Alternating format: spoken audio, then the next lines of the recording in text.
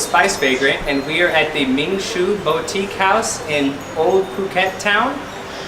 We chose this place because of the Sino-Portuguese architecture, and we think that the style of it is absolutely adorable. We had kind of a rough time coming in with the travel bus, the shuttle bus breaking down from the airport here, and we had to hoof it, to the tune of about 2 miles.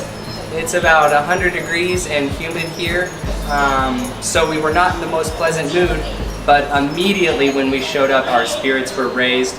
It is absolutely beautiful, restored Sino-Portuguese guest house with mini rooms, and the prices are very, very affordable. For 850 baht, about $24 US. You get a private bathroom, beautiful bedroom, king-size bed. There is coffee, tea, and all of they even provide noodles.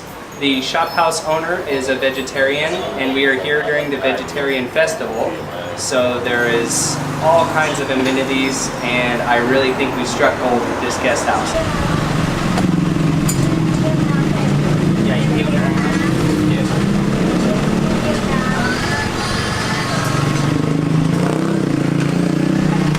Today we are at Yoon Hokkien noodle shop in Phuket, Thailand, and I think I might have found one of my new favorite restaurants in Thailand.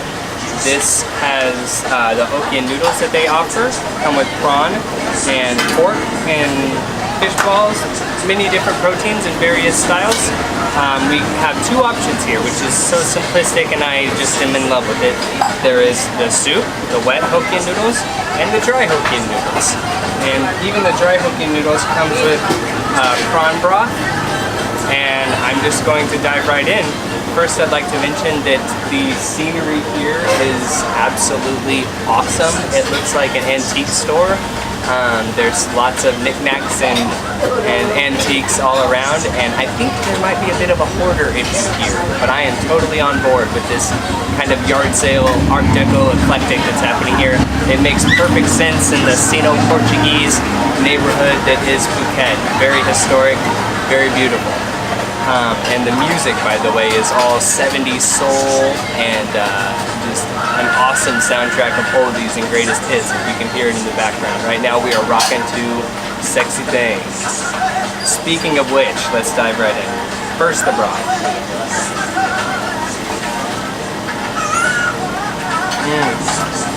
That is so good. It's like an incredibly heady broth that you can tell there was plenty of time put into, and very refreshing. It reminds me of time in Malaysia or Singapore. Now let's try what's inside here. There's a ton of black pepper on top, a kind of a black pepper sauce, pork, yellow noodles, and bean sprouts, and some morning glory.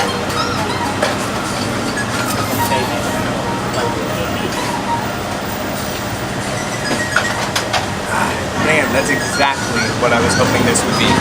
Everything about it's fantastic.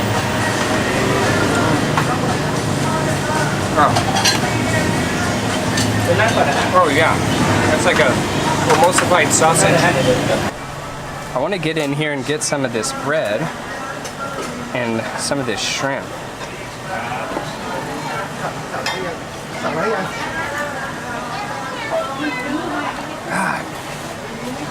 I just can't sum it up. Just so much time and love was put into this bowl. It's like a hug. Man. Okay, I gotta move on to the next one, or I never will. I want to see what this broth is about. Oh, there's lots of pepper and dried shrimp in it. Yeah, it's like, oh my god. It's like an intense shrimp broth base, slightly sweet, and the pepper seasons it, but mostly it's just pure shrimp fat goodness. Okay, let's see what's up. I keep looking at these little dumplings. I want to see these guys, these little dumplings. Noodles, bean sprouts, crispy things, sausage.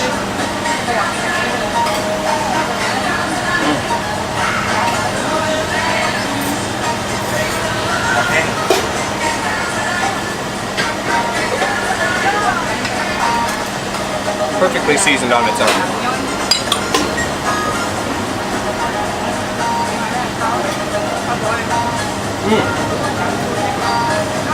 There's meat in there. It's also like an emulsified meatball sort of sausage.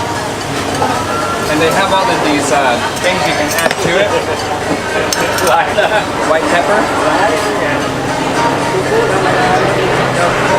Some chili flake to make it spicy.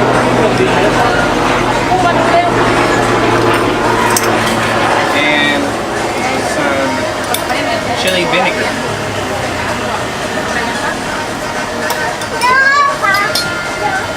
And some of the broth. That way each bowl is kind of your own concoction.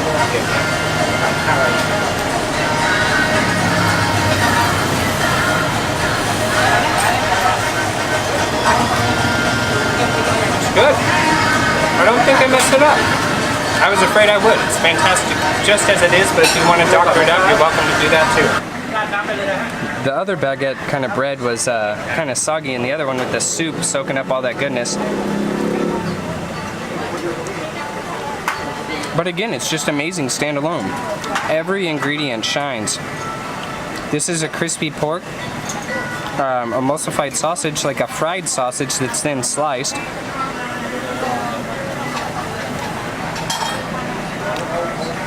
I could sit here and just veg out on each component here. Everything so methodically put together. Oh, let's see this bouncy little fish ball here.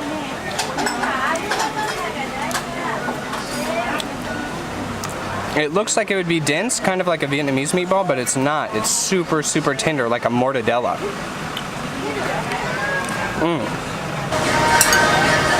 Chef is here keeping the gears turning, and anytime I come to Phuket, I will definitely be coming back.